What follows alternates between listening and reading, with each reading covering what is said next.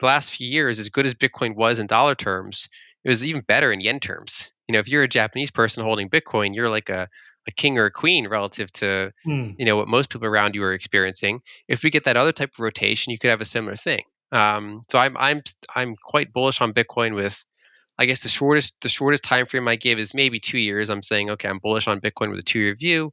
But more realistically, I look out several years and say, well, I think global liquidity is going to be higher years from now. I think Bitcoin's going to be higher. The price of Bitcoin dropped significantly on Sunday, first falling below $60,000 and then at one point reaching $58,315 as well. It had hit a high of $61,868 earlier in the day before this occurred. The value of the entire cryptocurrency market fell to $2.06 trillion, a 3.18% reduction in just the last day. In the same time frame, the value of Bitcoin fell by 3.8%. This market volatility has sparked different reactions among crypto enthusiasts. In an interview with podcaster Peter McCormack, investment expert Lynn Alden discussed the volatility, liquidity, and role of Bitcoin in times of crisis, highlighting the cryptocurrency's long-term potential as a solution rather than a form of protection. According to Lynn Alden, the population's deeper discontent was exposed when Chile's minor rise in train prices triggered widespread protests. She made the point that, in a similar vein, people's discretionary income had been stagnating or falling over the previous 10 years in the US, the UK, and other regions of Europe, which had resulted in sentiments of economic insecurity. Watch clips from the interview for further insights into Lynn Alden's conversation with Peter McCormack.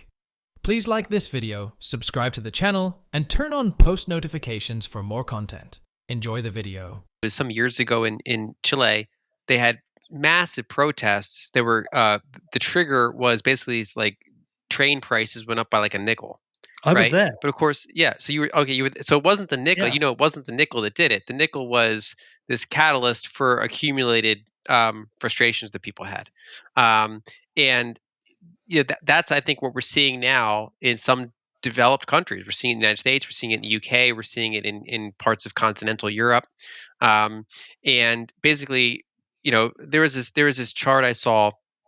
It was Michael Green that shared it. Basically, it's like it was America, but it was like real disposable income after like shelter, food, transportation, and all this. And it shows that ever since about the past 10 years or so, it's been going kind of sideways to down. Most people's everyday experience of affordability and quality of life it went from structurally improving to not really doing great. In addition, in the United States, it's kind of the first period of time where life expectancy is actually going down to some Yeah. extent, which is a really bad sign.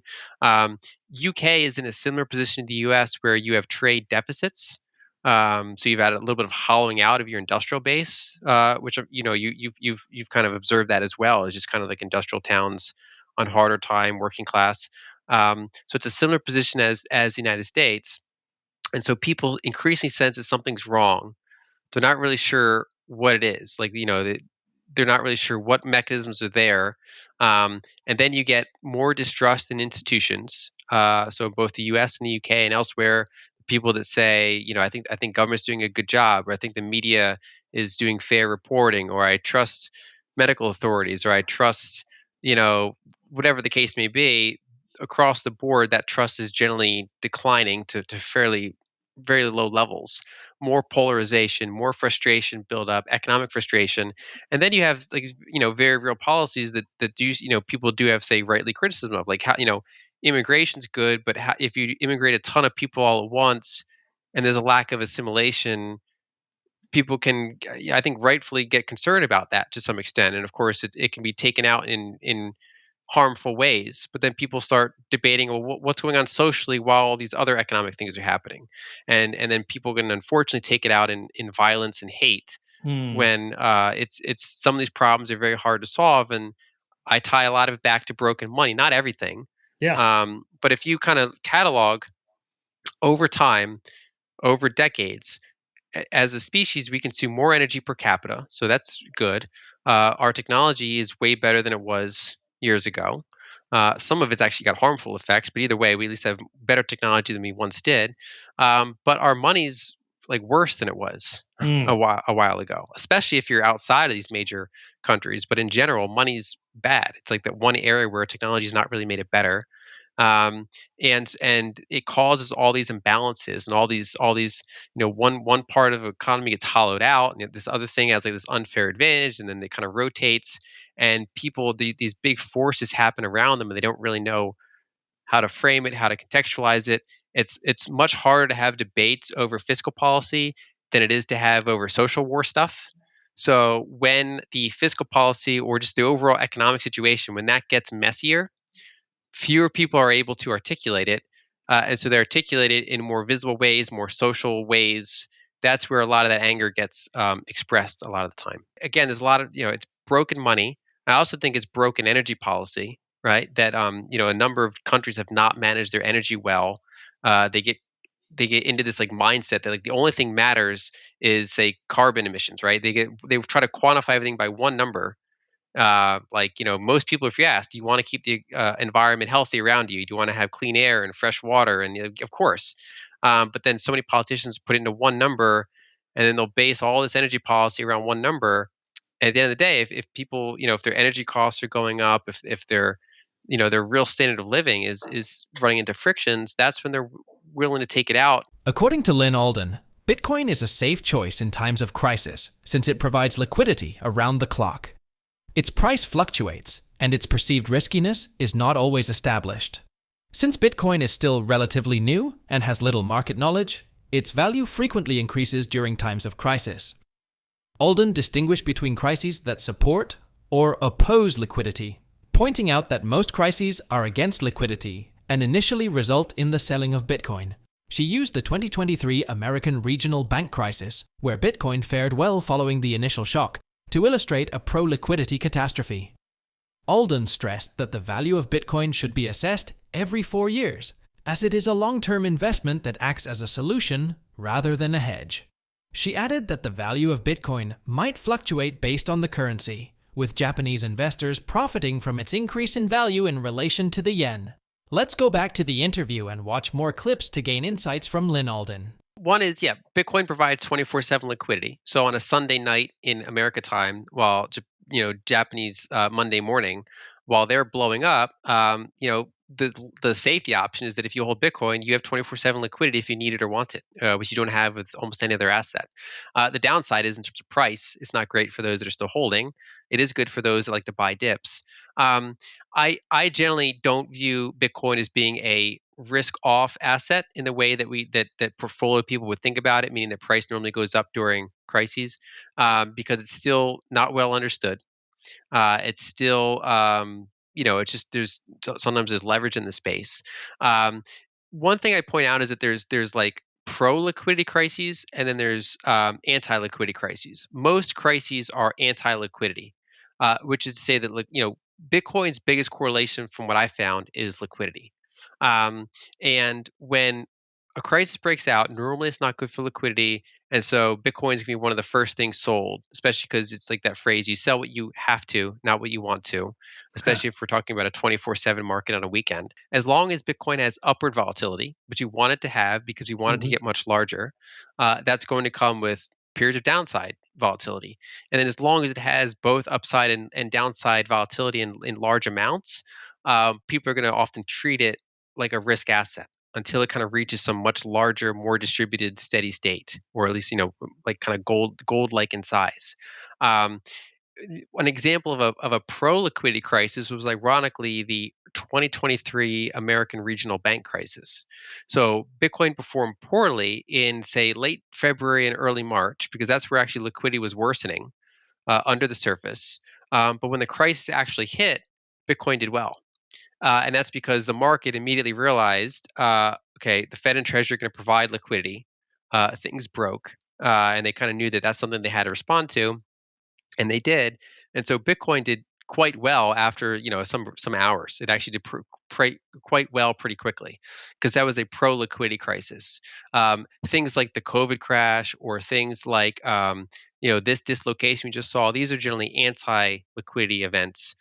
So we should not expect Bitcoin to do particularly well during them. It still serves its function of giving people 24/7 liquidity should they need it or want it. But I think it's more like, and I think Parker Lewis has said this, it's not a hedge, it's a solution in the sense that this is an alternative system that's being built. And so I wouldn't think of Bitcoin in anything less than like 4-year increments, um, because it's a structural, as long as the thesis is correct, it's a structural growth story, but one that is likely to be sold during most negative liquidity crises. So you're buying for problems 4 years down the line. Yeah, and you're buying a solution for like if money's broken, you buy the least broken money, buy the good Yes. money. You try to build systems. Like when people ask me, "What do you think about this recent Bitcoin price drop?" and like my answer is like, I hold keys in geographically separated areas. I invest in venture, with Ego Death Capital for like decade long, like intended timelines. Um, it's that's the kind of the time frame I'm thinking of when it comes to Bitcoin. And I generally warn that in any sort of intermediate term sense, Bitcoin is highly correlated with liquidity, does not do well usually during bad liquidity environments. The last few years, as good as Bitcoin was in dollar terms, it was even better in yen terms. If you're a Japanese person holding Bitcoin, you're like a king or a queen relative to what most people around you are experiencing. If we get that other type of rotation, you could have a similar thing. So I'm quite bullish on Bitcoin with, I guess the shortest time frame I give is maybe 2 years. I'm saying, okay, I'm bullish on Bitcoin with a 2-year view. But more realistically, I look out several years and say, well, I think global liquidity is going to be higher years from now. I think Bitcoin's going to be higher. But I don't expect it to be a risk off play in the price sense, unless a particular crisis happens to be one of the fairly uncommon pro liquidity crises. Although the volume of cryptocurrency traded globally increased by 7.53% from the day before, it was still less than the week before. With this most recent decline, the value of Bitcoin relative to the US dollar has dropped by 13.9% in the past 2 weeks. Ethereum, too, saw a decline, going from $2,720 to $2,540. Significant losses, ranging from 5.73% to 7.5%, were also seen by other popular cryptocurrencies such as Solana, XRP, and Toncoin. Many traders experienced large losses in the futures of cryptocurrency markets. A total of $132.49 million was lost when the positions of 54,744 traders were liquidated. The traders who had gambled on rising prices accounted for $102.33 million of the losses, mostly due to long positions. Of those losses, $25.95 million came from trades in Bitcoin, while $22.84 million came from long positions in Ethereum. On Sunday, long liquidations in Solana totaled $8.37 million. The biggest loss was on OKX, where an Ethereum deal cost $2.17 million. The difficult circumstances of traders were brought on by the volatile market and increased selling pressure. Lynn Alden noted that the public's level of divisiveness, frustration, and trust in institutions had all increased and blamed these problems on broken money, a financial system that had not kept up with the development of technology.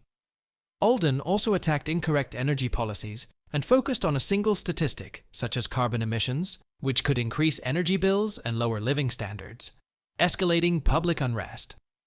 The big question now is, what is the primary factor contributing to the recent volatility in the cryptocurrency market? And how will it impact the future of Bitcoin and other digital assets? Please drop your thoughts in the comments below, share this video, and hit your thumbs on the like button. Thanks for watching. Don't forget to subscribe.